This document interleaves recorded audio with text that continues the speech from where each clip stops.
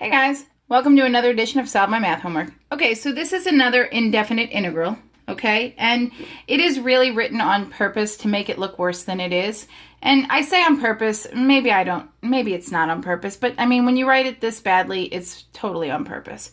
Okay, so the first thing is, remember, we've seen so many integrals and so many derivatives where the best thing to do firsthand is to rewrite it. So you say, well, how do I know I need to rewrite it? Well, you've got your differential, you got the dx sitting up here in the numerator, and you've never seen that before. And it's really there to throw you off. So this is really 1 over this stuff times dx, right? So we're going to rewrite that. We're going to rewrite this how it should look. 1 over, we haven't even gotten to the denominator yet, 2 square root of x times the quantity square root of x plus 1 all to the third power dx where it belongs. All right? So guess what? We're not done rewriting this, because I think almost every time I've ever seen anything in the denominator like this, I have said it is in your best interest to rewrite it, and rewrite it with a negative exponent. In algebra, we hated negative exponents. In calculus, they're our best friend. So you see this little 1/2 here? First thing we're going to do is pull that aside. So, and maybe we're not even going to take it outside yet. We're just going to put it like that.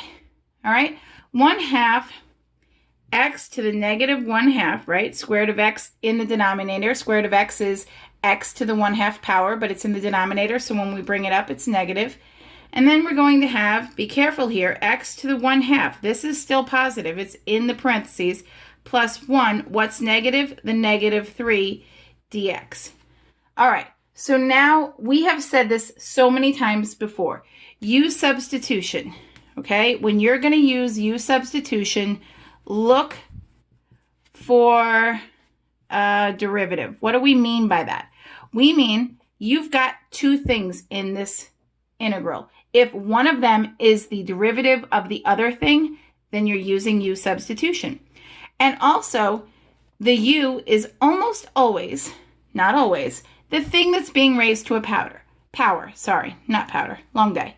All right, so let's say we made U x to the 1/2 plus 1. Well, then du would be what?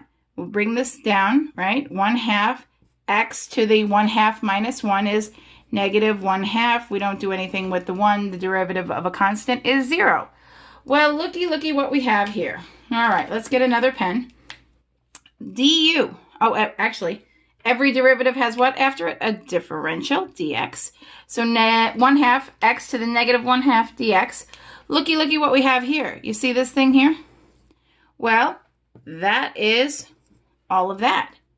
Okay, so this whole thing matches that. Perfect. Now all we need to account for is the u.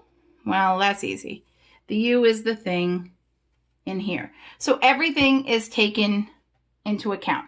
Okay, this is my u. These things are my du. That's what you're looking for when you use substitution, or when you use U-substitution. You got two parts to this integral. Look for something and then its derivative sitting right there. All right? So when we do this, this is really one of the more easier ones we've seen. It didn't start out that way, but it really is. Okay? So we're going to say, all right, we've got u to the negative 3rd du. Does that account for every single thing in here? Let's see. Du is 1/2 x to the negative 1/2 dx. Those are taken care of with du. And u to the negative 3rd takes care of everything else. We have accounted for every single thing in this problem. Now all we have to do is use our basic integration rule. So basic integration rule, let's bring this down because I have a feeling I'm going to run out of room, as I always do. Basic integration rule says increase this by 1. Remember, all an antiderivative or an integral is, it says what expression has this as its derivative. So we're going to, instead of subtract 1, we're going to add 1. We have u to the negative 2nd power, because negative 3 plus 1, negative 2. And then we're going to divide by that new power, negative 2. Okay? So that's what we have when we do the just our regular old integration rule. And I'm going to rewrite this. You know I'm going to, because I'm not going to leave that negative 2 down there. Negative 1/2 u to the negative 2nd. All right, are we done?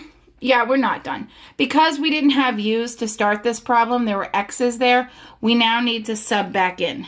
So we want to sub back in. Do not leave u's in your problem.